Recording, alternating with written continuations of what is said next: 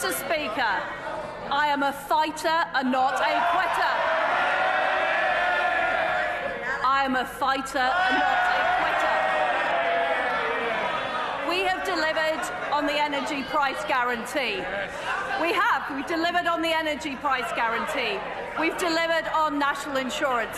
We are going to deliver to stop the militant trade unions disrupting our railways. The honourable gentleman has no idea, he has no plan, and he has no alternative. Politics is truly a dramatic affair, isn't it? In a heartbeat, secrets that were once whispered in the shadows become common knowledge. Moments later, promises that echoed from the podium are forgotten, leaving behind painful repercussions for millions. Today, two prominent figures, Keir Starmer and Liz Truss, find themselves in the limelight, each facing their own challenges. The current Prime Minister is enduring intense criticism of his policies, as if under siege from a relentless adversary. Meanwhile, Liz Truss, despite her brief time in office, stirs up genuine passions, sparking heated debates and revealing unsettling truths about the Labour government. She recently shared her revelations about Keir Starmer here in Australia, creating quite a sensation. No, and he got in with a very low proportion of the vote. He got in by default because people were unhappy with the Conservatives. They voted Labour, they didn't particularly like him, and now it's gone from bad to worse. He's been caught accepting donations to pay for his wife's dresses.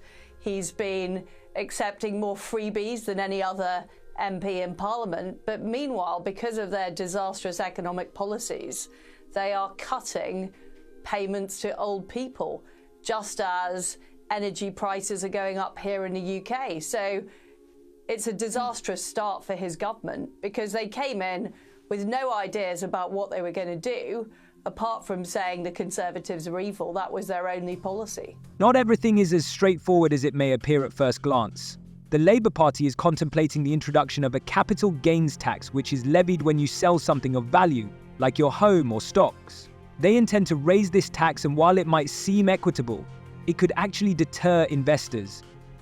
Consider this: if you knew that a significant portion of your profits would be taken away, would you be willing to take the risk of investing your money? Many would likely choose not to invest, resulting in a substantial decrease in funds flowing into the economy. But that's not all. The Labour Party also aims to lower the threshold for how much families can pass on without incurring inheritance tax. Imagine working tirelessly your entire life to secure your children's future, only for the government to seize most of your savings after your death. This is the very fear that grips many families. It's not just about numbers, it's about lives and destinies. As if that weren't enough, the Labour Party is also targeting pensions, planning to cut tax-free family care payments. My critics, including the Economic Development Commission, are raising alarms, warning that these proposals could lead to catastrophic outcomes. Their report indicates that by 2030, the average person could earn nearly £3,800 less than they do today. Why is this happening? Because when businesses and individuals have less disposable income, the economy begins to contract. This isn't just a matter of maths, it's a reality that impacts all of us.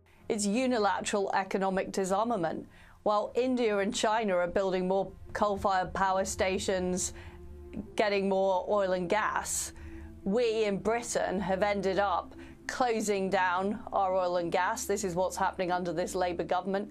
We've just closed our last steelworks, producing virgin steel because energy is unaffordable. The British government is refusing to do fracking, which could make our energy cheaper. And it's a disaster. Our economy is stagnating. Meanwhile, China is selling us solar panels. I mean, why does that make sense? And the problem is we have a Labour Party now in government who are saying that climate change is more of a threat to the future of the world than China. Now, that simply isn't true. What would you think if someone suggested that the best way to address a problem is to make it worse? That's precisely the perspective of many critics regarding Labour's economic plans under Keir Starmer. At first glance, the solution seems straightforward and logical. Raise taxes, tighten regulations, and reduce the billion-dollar financial deficit. However, upon closer examination, everything begins to unravel like a house of cards. Let's break it down.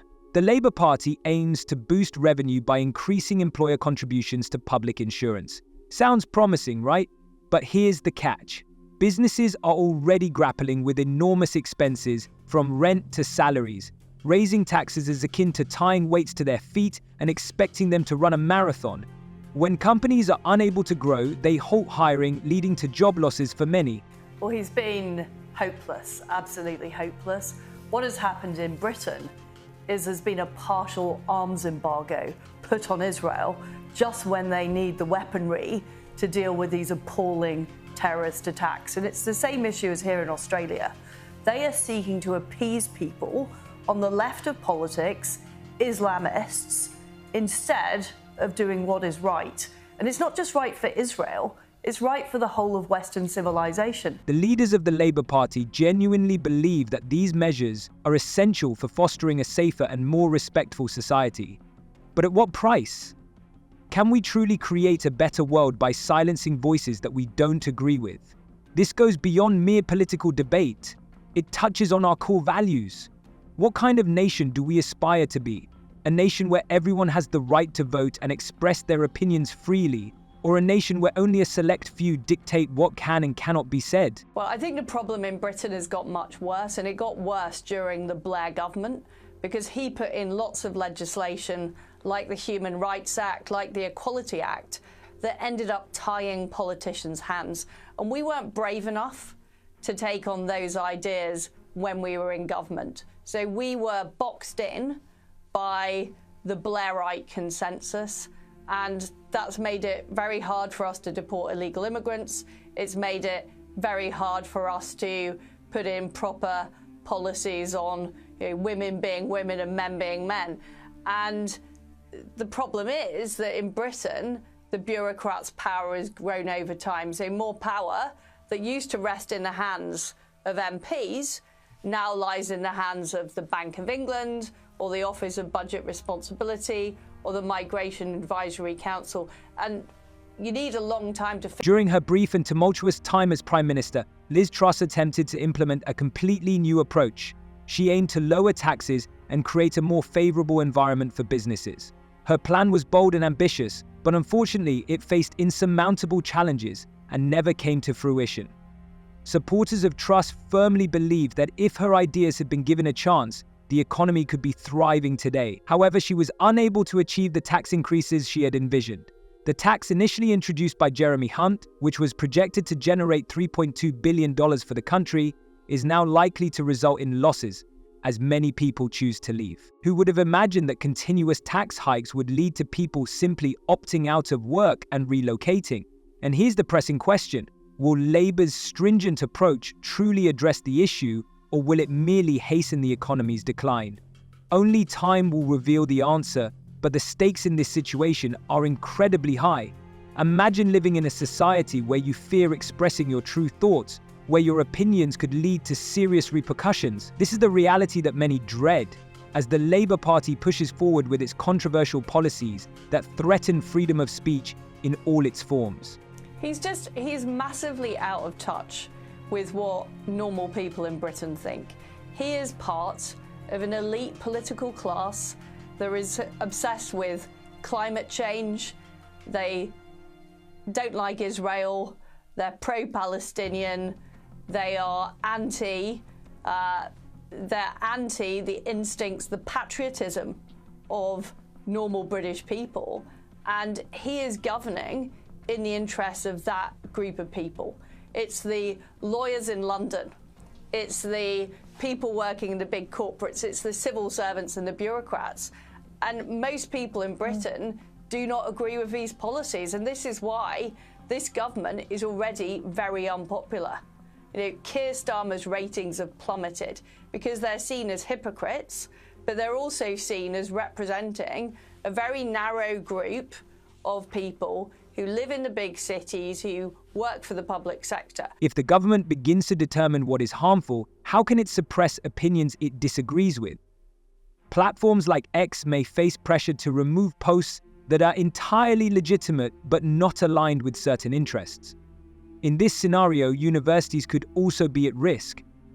The Labour Party recently repealed the Freedom of Speech Act, which was intended to safeguard diverse opinions on college campuses. Critics are raising alarms, warning that without this law, students and educators with unpopular viewpoints may encounter severe backlash or even lose their jobs. Liz Truss strongly underscores the necessity of protecting freedom of speech and accuses the Labour Party of what she perceives as a dangerous misuse of power. She has even commended Elon Musk for his courageous defense of open dialogue on Platform X, asserting that it is a fundamental pillar of democracy. Musk himself has consistently cautioned about the dangers of censorship, and his advocacy for freedom of speech has become a significant global issue that has captured widespread attention. Share your thoughts in the comments, and I'll see you later.